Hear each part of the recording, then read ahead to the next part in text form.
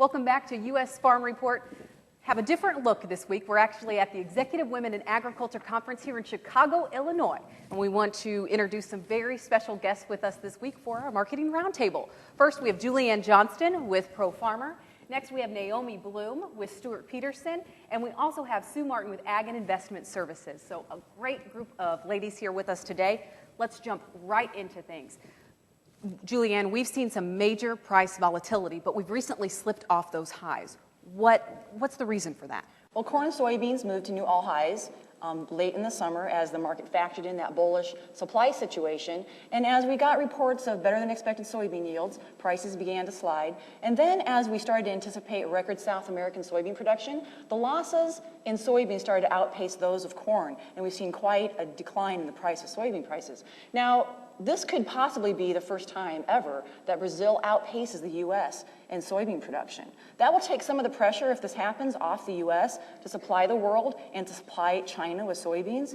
But at the same time, we have a very tight situation, and still soybean exports are running well ahead of what's needed to meet USDA's export projection.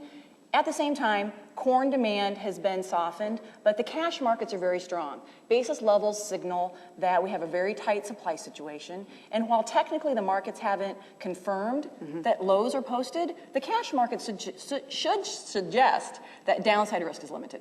You spoke about corn. I've heard experts project 98 million acres of corn. Are we going to see that this year? Is that possible? The drought is looming on everyone's minds.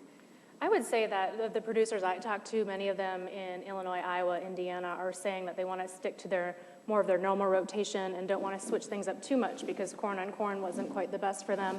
And so they want to go back to normal rotation. Now, I will add that the cotton acres, we could really potentially lose up to 2 million acres of cotton, which could go towards corn or towards soybeans. And then the producers in the Dakotas had decent luck with corn, and so we're going to see them maybe plant more corn rather than the wheat. So I don't think we're going to see huge shifts from what we have last year, just a little bit of a balance situation and change. Sue, do you agree with that? I do. I do think that crop insurance is going to play a hand, though, in that decision.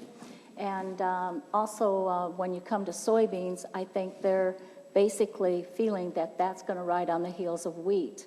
So, that might be where we catch a lot of those bean acres. But the corn, I would have to tend to agree. I think that, the cash rents are going up, getting more aggressive, and farmers it's amazing how much money they have on the table every spring when they're planting, and they need the most they can garner out of that acre, and so corn may end up being the one that does the best. We don't have a lot of soybean carryover. There's no question that it is tight. What type of impact will that have? Well, I think that because the soybean carryover is so tight, and the one thing that's been, I think, underestimated was the crush and the huge demand for soybean oil. We're running about 105.7% of the year's projection by the USDA for soybean oil usage. Even soybean meal, the demand is huge for that as well.